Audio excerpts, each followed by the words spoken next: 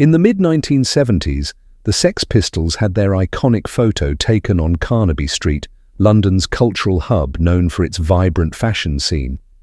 The street played a crucial role in the rise of punk, with the band embodying its rebellious spirit. Photographer Ray Stevenson captured punk's most famous image of the Sex Pistols here in 1976.